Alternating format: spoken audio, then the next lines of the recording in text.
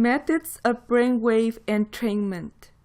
There are three main methods currently used for brainwave entrainment: binaural beats, monaural beats, and isochronic tones.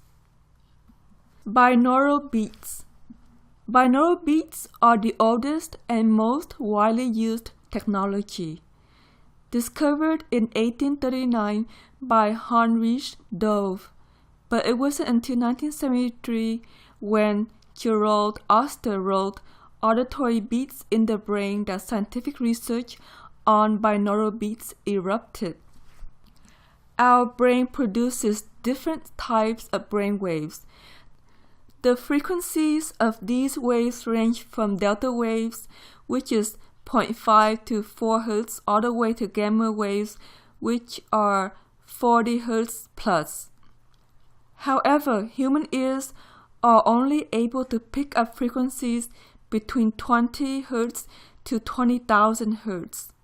Since our ears can't grasp frequencies below 20 Hz, binaural beats work by fooling our brain. How? When you listen to binaural beats with headphones, each ear is introduced to a different frequency.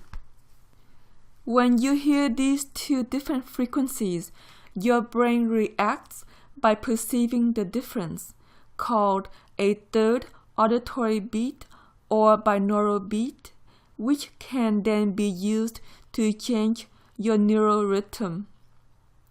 For example, if you play 30 Hz in one ear and 25 Hz in another ear, your brain will perceive another auditory beat of 5 Hz.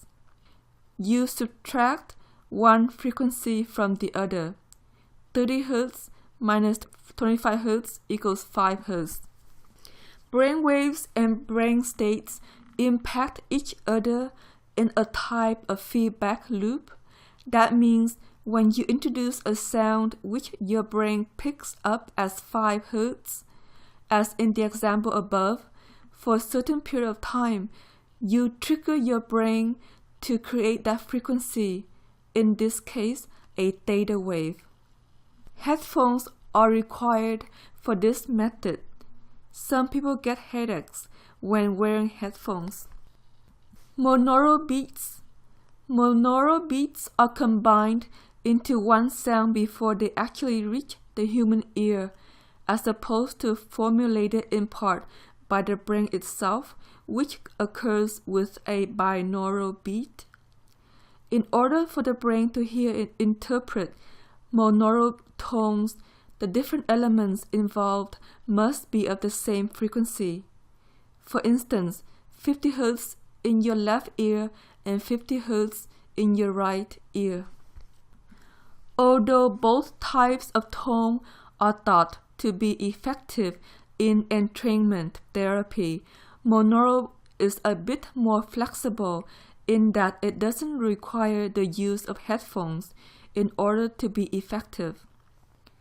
In the 1973 issue of Scientific American, Dr. Gerald Oster noted that monaural waves create a far greater entrainment effect than binaurals.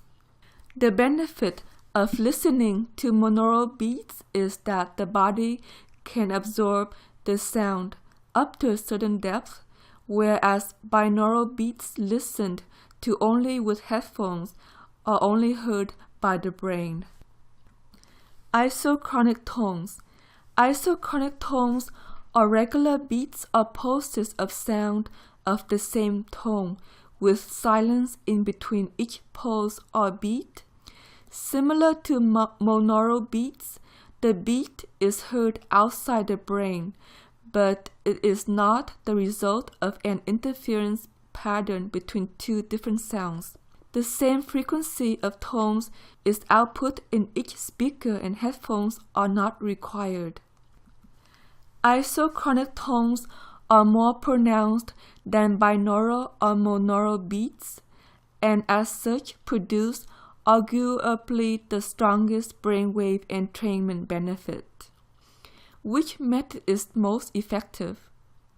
Studies that have compared the effectiveness of the three methods generally agree that each have their advantages and disadvantages.